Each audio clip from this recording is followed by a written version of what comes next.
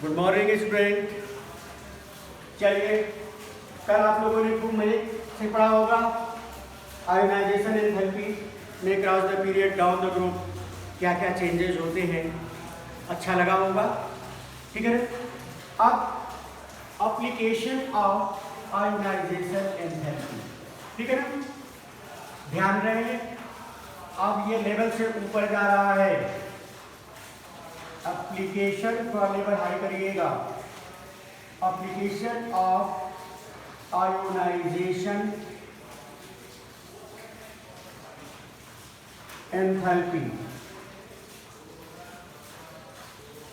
अगर enthalpy ionisation enthalpy दिया है तो आप इससे बता सकते हो कि दिया गया एलिमेंट मेटल है, नॉन मेटल है। ठीक है, तो सबसे पहले metallic and non metallic character. पहला है metallic and non metallic character. Metallic and non metallic character. सबसे पहली बात होती है मेटल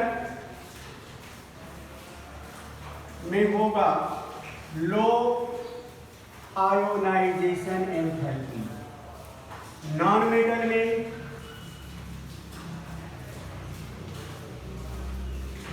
में क्या होगा, हाई आयोनाइजेशन एंथैल्पी। मेटल है तो उसकी आयोनाइजेशन एंथैल्पी क्या होगा, कम होगा। ठीक है ना, यानी कि वो आसानी से इलेक्ट्रॉन रिमूव कर देगा, उसमें एनर्जी क्या लगेगी, कम लगेगी। लेकिन नॉन मेटल में आउटर मोस्ट सेल में, ठीक है, न्यूक्लियर चार्ज या न्यूक्लियर फोर्स ऑफ अट्रैक्शन या इफेक्टिव न्यूक्लियर चार्ज बढ़ जाता है। ठीक है, आप जानते हो कि लेफ्ट मोस्ट में मेटल होता है, राइट मोस्ट में क्या होता है, नॉन मेटल होता है।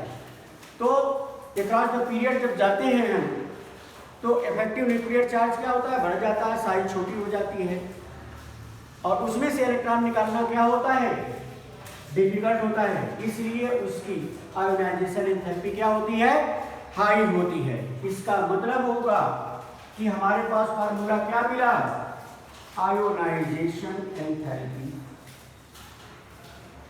Is inversely proportional to metallic character. Metallic character, ठीक है ना, inversely proportional to metallic character. Clear, या मेटेलिक प्रॉपर्टी। क्लियर हो गया। अब हम आते हैं दूसरा, रिड्यूसिंग नेचर। दूसरा भी हम आते हैं रिड्यूसिंग नेचर। कहाँ गया कपड़ा, हाँ, रिड्यूसिंग नेचर या रिड्यूसिंग कैरेक्टर।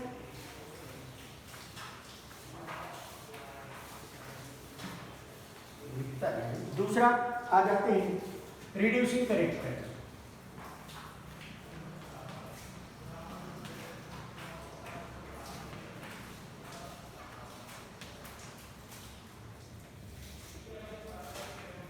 ठीक है, अब आप ये देखो, metal which easily lose electron. ठीक है ना, जो इलेक्ट्रॉन लूज करता है उसे क्या कहते हैं, ऑक्सीडाइज होता है। क्या होता है, वह मेटल जो आसानी से इलेक्ट्रॉन लूज कर देता है, इजीली ऑक्सीडाइज इलेक्ट्रॉन। ठीक है ना, और रिड्यूसिंग एजेंट होता है, रिड्यूसिंग एजेंट होता है। जो इजीली ऑक्सीडाइज हो जाता है वो क्या होता है, रिड्यूसिंग एजेंट हो जाता है। अब जो इजीली ऑक्सीडाइज होने का मतलब आसानी से एक या दो इलेक्ट्रॉन लूज कर देता है, इसका मतलब होता है कि आयोनाइजेशन पोटेंशियल उसका कम होगा। तो जितना उसका आयोनाइजेशन पोटेंशियल कम होगा उतना ही स्ट्रॉन्ग वो क्या होगा, रिड्यूसिंग एजेंट होगा या रिड्यूसिंग प्रॉपर्टी होगी उसकी। ठीक है ना। तो यहां पर रिड्यूसिंग कैरेक्टर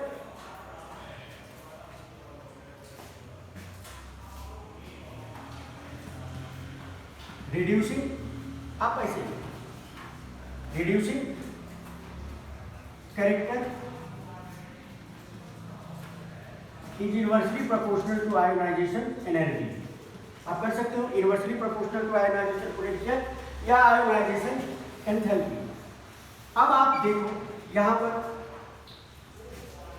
लिथियम है, सोडियम है, पोटेशियम है, रुबीडियम है, सीजियम है, ठीक है ना। इसकी साइज छोटी है तो इसका आयोनाइजेशन पोटेंशियल क्या होगा, आई ई। लिथियम का क्या होगा यहां पर I E. Lithium is greater than sodium, sodium is potential, rubidium caesium. तो इसका मतलब ये होगा कि ये क्या होगा, स्ट्रॉन्ग रिड्यूसिंग एजेंट होगा। स्ट्रॉन्ग रिड्यूसिंग एजेंट होगा क्योंकि आसानी से ऑक्सीडाइज हो जाएगा, आसानी से एक इलेक्ट्रॉन लूज कर देगा। और ये होगा क्या, वीक रिड्यूसिंग एजेंट होगा।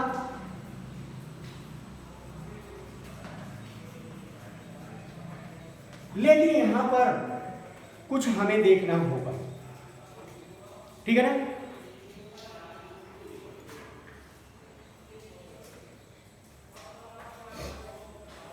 यहां पर but in second group, first A group, but in first A और group number 1 reducing agent reducing property depends on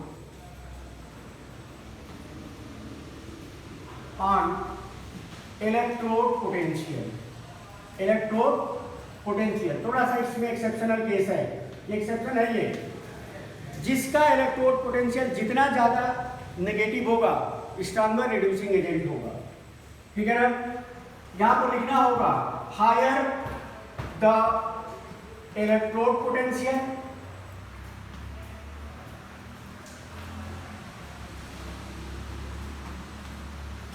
stronger is the reducing agent, stronger is the reducing agent. Clear है ना। अब यहां पर ये जो होगा, ये सिस्टम यहां केवल ये ग्रुप फर्स्ट के लिए है, ये गलत हो जाएगा। ये क्या होगा, गलत हो जाएगा। इलेक्ट्रोड पोटेंशियल आपने 10th में रिएक्टिविटी सीरीज पढ़ा होगा, ठीक है ना। रिएक्टिविटी सीरीज वहां भी एक जगह एनसीईआरटी ने गलत लिखा है। अब रिएक्टिविटी सीरीज में हम फर्स्ट ए के लिए लिखते हैं तो देखते हैं कि ये क्या मिलता है, लिथियम इज पोटेशियम और ये लगभग इक्वल टू रुबीडियम, ठीक है ना, ग्रेटर देन सीजियम और इज ग्रेटर देन क्या होगा, Na होगा। ये ग्रुप फर्स्ट का है, ये रिड्यूसिंग प्रॉपर्टी है, ठीक है ना। ये क्या है, रिड्यूसिंग प्रॉपर्टी, ठीक है ना। तो लिथियम ये क्या हो गया, स्ट्रॉन्ग है, यानी ग्रुप फर्स्ट के सारे एलिमेंट एक स्ट्रॉन्ग रिड्यूसिंग एजेंट है। आप यहां पर लिख लो, रिड्यूसिंग प्रॉपर्टी डिक्रीजिंग ऑर्डर में है, बट ओवरऑल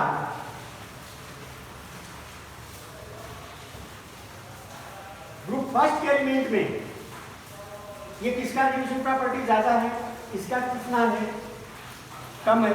लेकिन ओवरऑल सारे एलिमेंट में अगर देखा जाए तो overall group first A element are almost stronger reducing agent.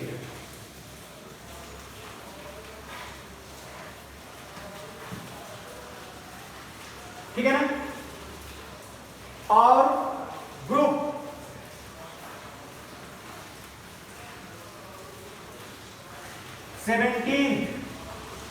Elements,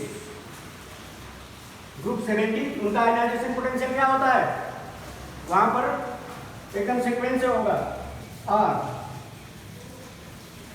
weaker reducing agent,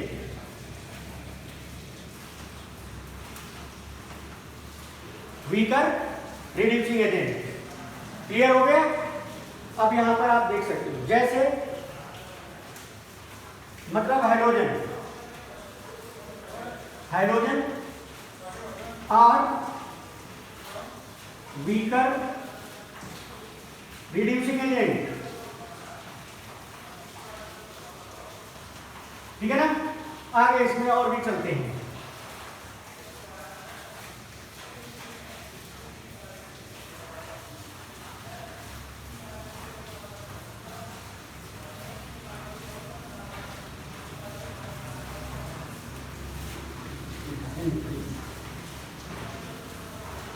ठीक है ना। In hydrogen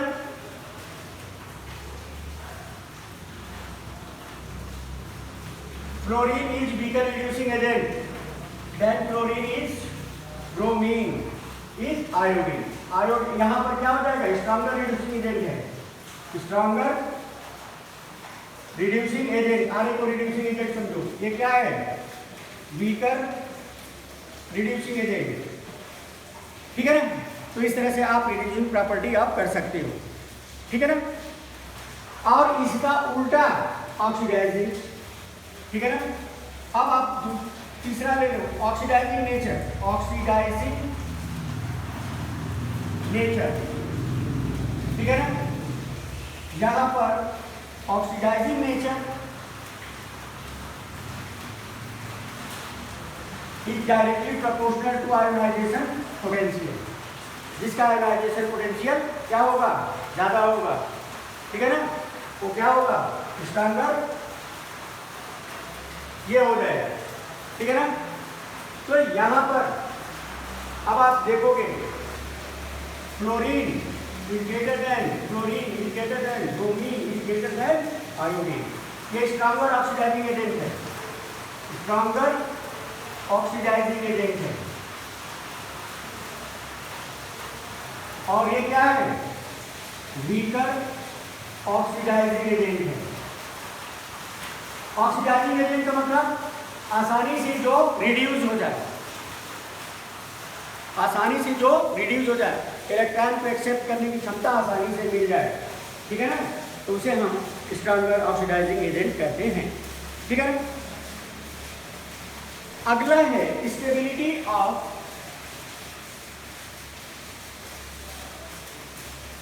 oxidation state.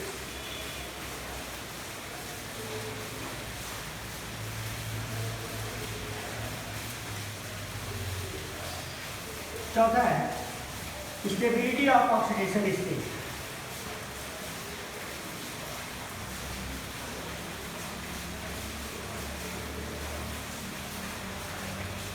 Stability of oxidation state.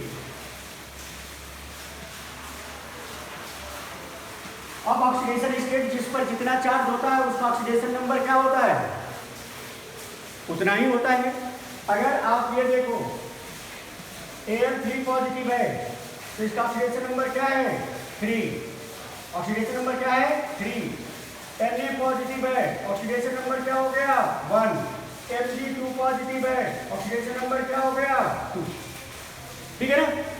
तो इनमें से जैसे एल्युमिनियम कैसा बना सकता है, Al पॉजिटिव बना सकता है, Al2 पॉजिटिव बना सकता है, Al3 पॉजिटिव बना सकता है। तो इसमें से कौन सा ऑक्सीडेशन स्टेट एल्युमिनियम का ज्यादा स्टेबल है। ठीक है ना। इसी तरह से Mg है, Mg1 पॉजिटिव बना सकता है, Mg2 पॉजिटिव बना सकता है, कौन सा ज्यादा स्टेबल है, इसको भी हम आयोनाइजेशन एंथैल्पी से डिटरमाइन कर सकते हैं। ठीक है ना।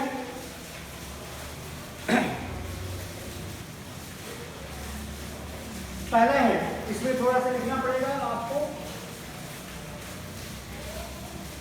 इफ इलेक्ट्रोनेगेटिविटी डिफरेंस, या हम ये क्या कर सकते हैं, if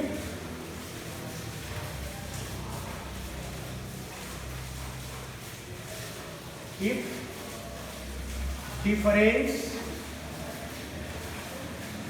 between two successive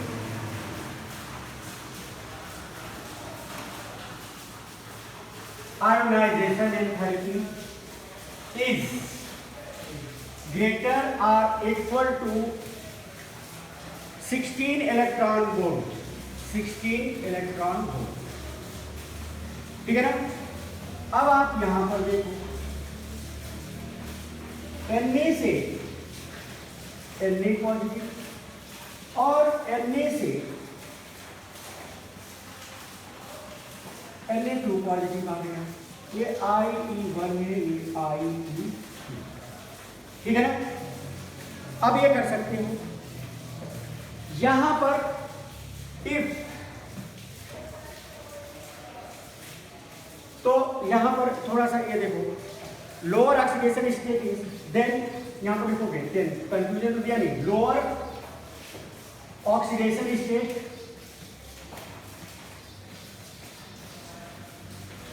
is more stable.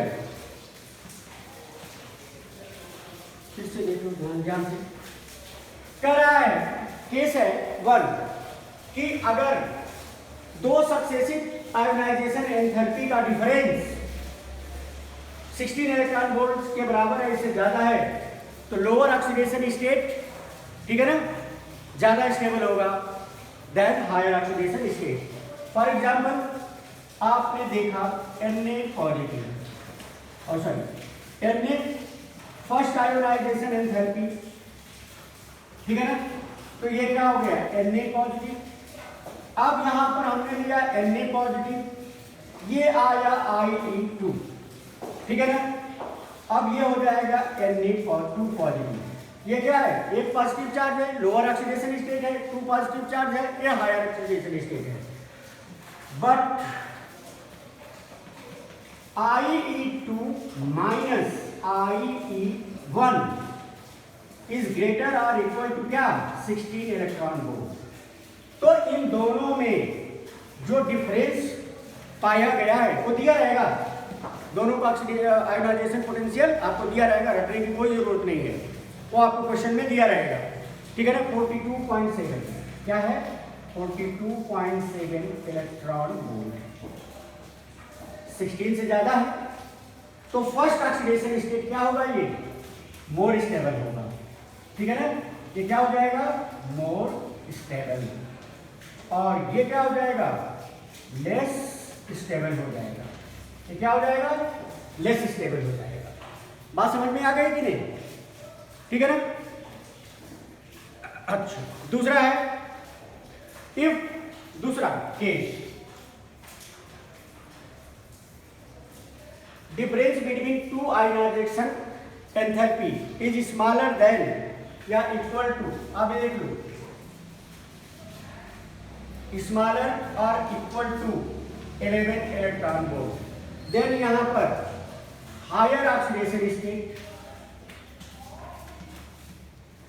Higher oxidation state is more stable than lower oxidation state. अब आप ये देखो, हमने एक दूसरी केस उठाया Mg का,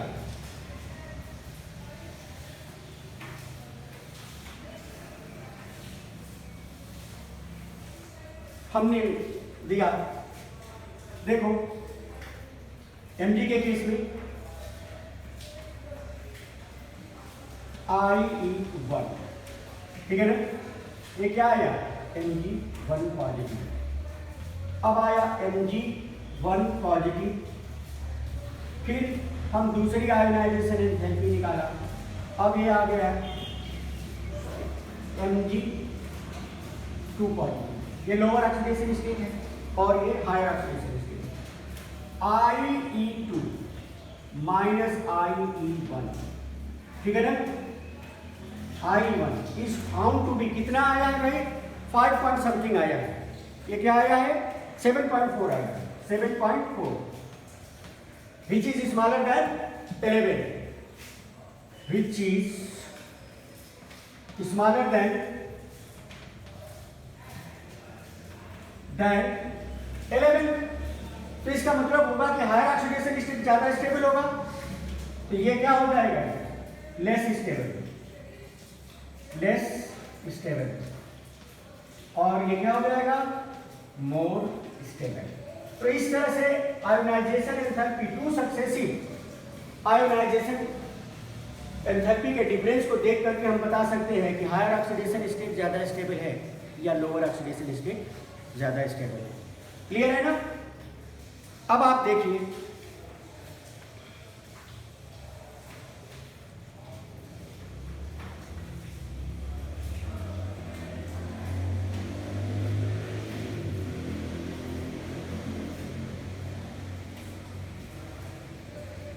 अगला एल्युमिनियम के केस में देखिए,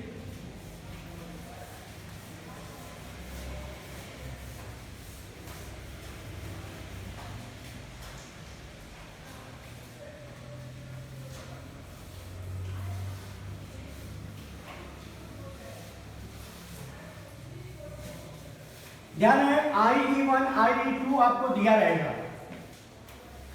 आप ये मत करना कि सर हमें कैसे पता चलेगा, वो न्यूमेरिकल में या प्रॉब्लम में क्वेश्चन में आपको दिया रहेगा, ठीक है ना। आगे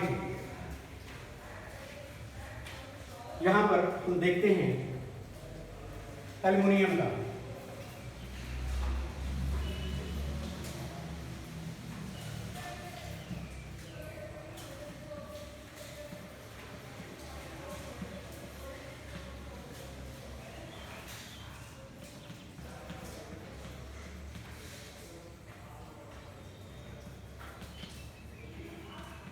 अब हम दोनों में देखते हैं, ठीक है ना।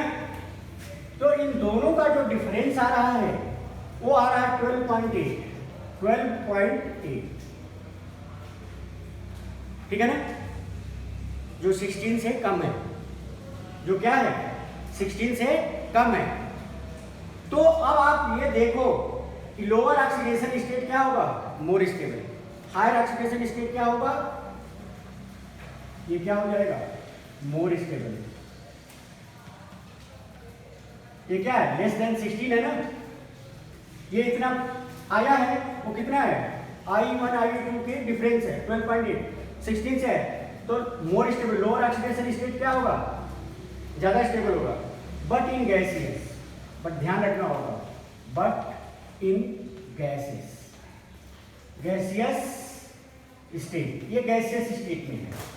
अब तीसरी केस आप देखते हैं, Al2 पॉजिटिव से Al3 पॉजिटिव। अब इन दोनों का डिफरेंस IE3 माइनस IE2, यह है, पाया गया है 6 इलेक्ट्रॉन वोल्ट, क्या है 6 electron volt, less than 7.4 electron, ठीक है ना। तब क्या हो जाएगा, higher oxidation state is more stable, क्या हो जाएगा, हायर ऑक्सीडेशन स्टेट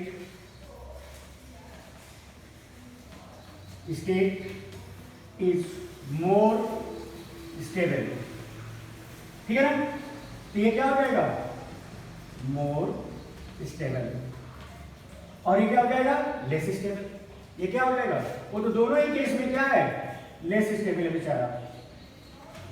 लेकिन Al3 पॉजिटिव किसमें होगा, सॉलिड और लिक्विड में, एक स्टेट में सॉलिड एंड लिक्विड। तो ओवरऑल आप देख रहे हैं ये एल्युमिनियम के केस में कि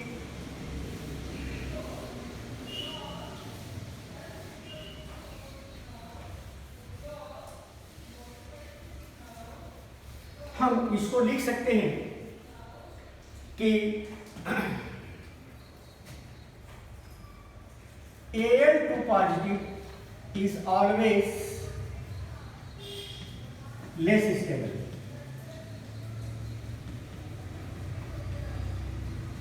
than Al positive and Al3 positive. Al positive stable in gaseous state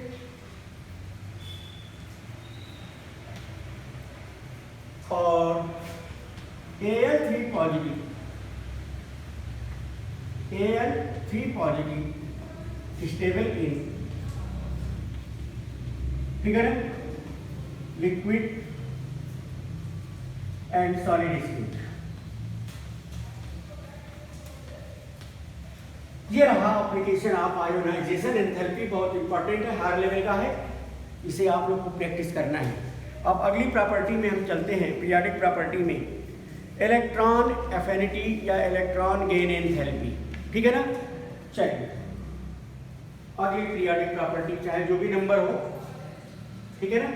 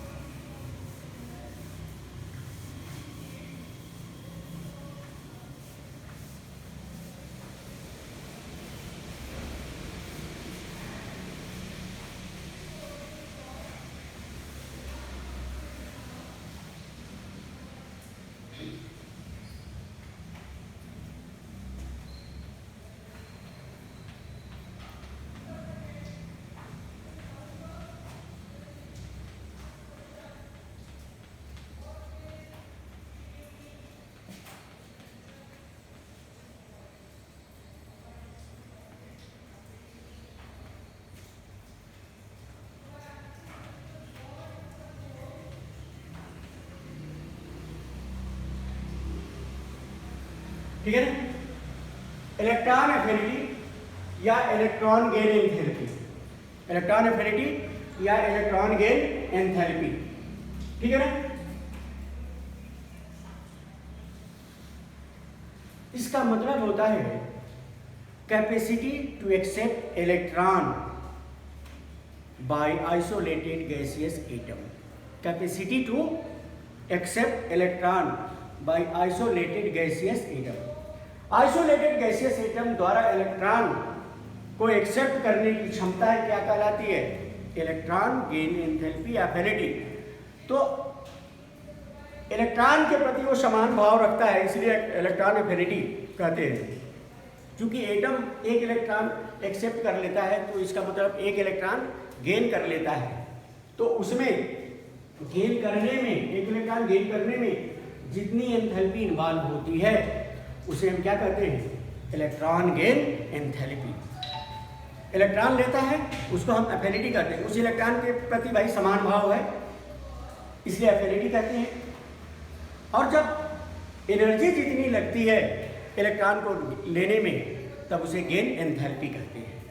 तो ओवरऑल हमारी डिफिनीशन होगी, ठीक है ना, the energy released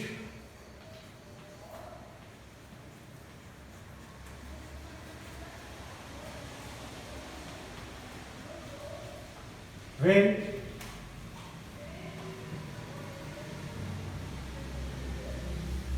released to accept an electron by isolated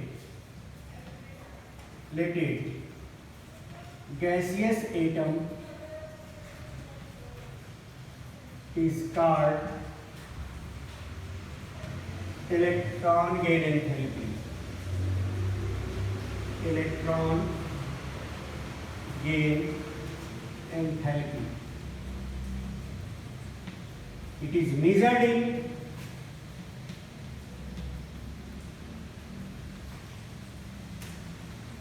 in electron volt, joule और किलो जूल, ठीक है ना। अब यहां पर हम देखेंगे कि सपोज करो एक एटम ए, ठीक है ना, यहां पर एक इलेक्ट्रॉन इसमें ऐड कर दिया तो ये बना ए नेगेटिव, बना A negative plus electron gain enthalpy को, ये प्रोसेस क्या है, एक्सोथर्मिक, क्या है, रिलीज हो रही है थर्मिक, ठीक है ना। अब ये नेगेटिव आया प्लस ये 1 है थर्मिक, फिर इलेक्ट्रॉन इसमें डाला, A2 नेगेटिव आया प्लस, अब यहाँ पर प्लस नहीं माइनस हो जाएगा PA2, ठीक है। अगला A2 नेगेटिव प्लस इलेक्ट्रॉन इसमें डाला, ये क्या हो गया, ठीक है ना, A3 नेगेटिव, ये भी माइनस आएगा E, ठीक है ना,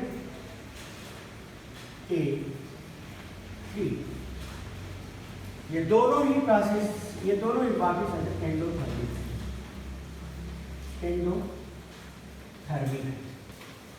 एंडोथर्मिक यानी एनर्जी इसमें दी जाती है, एनर्जी रिलीज होती है लेकिन जितना रिलीज नहीं होती उससे ज़्यादा एनर्जी दी जाती है। और क्यों दी जाती है इसके बारे में देखिए। हमेशा first electron gain enthalpy always exothermic, कायदे से आप याद कर लेना, फर्स्ट इलेक्ट्रॉन गेन एंथैल्पी क्या होती है, एक्सोथर्मिक होती है। जब किसी आइसोलेटेड गैसेस एटम में एक इलेक्ट्रॉन आप डालते हो तो एनर्जी रिलीज होती है, और जब इलेक्ट्रॉन डालने के बाद क्या होता है, एनायन बन जाता है।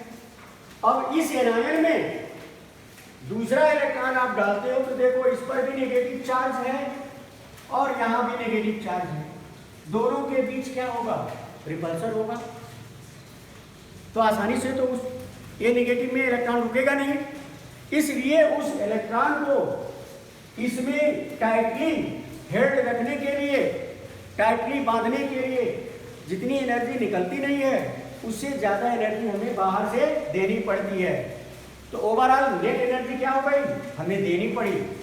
ध्यान रहे जब इलेक्ट्रॉन आइसोलेटेड गैसियस एटम में डालोगे तो एनर्जी रिलीज होगी, लेकिन अगर इस पर नेगेटिव आयन है तो रिपल्सन के कारण जितनी एनर्जी निकली नहीं उससे ज़्यादा कहीं एनर्जी हमें देनी पड़ी। तो ये प्रोसेस क्या हुआ, एंडोथर्मिक हो गया, ठीक है ना। फिर A2 नेगेटिव में आप फिर से इलेक्ट्रॉन डालो तो और भी ज़्यादा रिपल्सन हुआ, तो और भी ज़्यादा एनर्जी देनी पड़ी हमें, तो और भी ज़्यादा ये एंडोथर्मिक हो गया। बात समझ में आई ना, कि रिपल्सन के कारण, इलेक्ट्रॉन पर नेगेटिव चार्ज के कारण, रिपल्सन के कारण एक्सोथर्मिक होने के बजाय क्या हो रही है, एंडोथर्मिक। इट मीन्स जितनी एनर्जी रिलीज नहीं हो रही है उससे ज़्यादा एनर्जी हमें बाहरी इलेक्ट्रॉन को उस गैसियस एटम में डालने में लगाई जाती है। इसलिए ये प्रोसेस कैसा होता है, एंडोथर्मिक होता है। ये प्रोसेस कैसा होता है, एंडोथर्मिक होता है। तो इसको यहाँ लिखने के बाद आप लिखोगे यहाँ पर, ठीक है ना।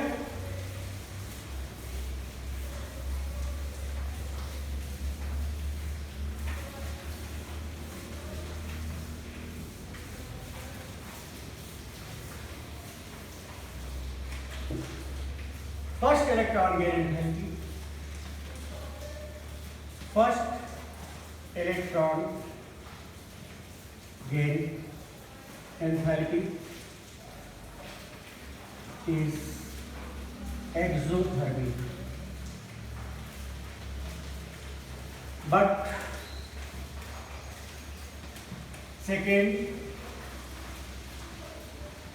third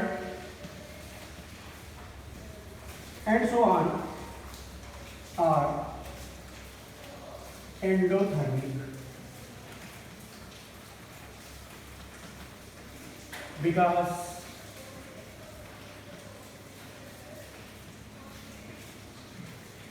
after addition of one electron in isolated gaseous atom, isolated gaseous atom, it become anion, it become anion.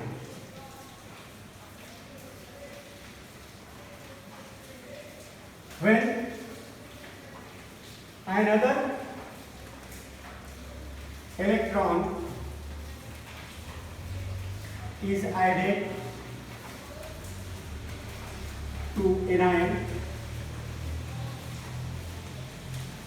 other electron added to anion,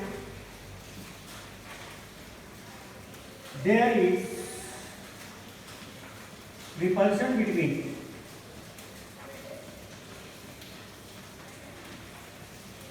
anion and electron, क्योंकि दोनों पर सेम चार्ज है, negative charge and electron, hence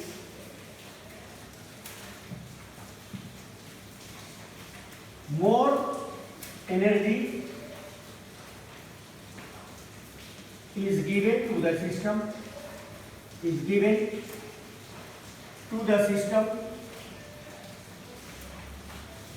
to hold the electron tightly,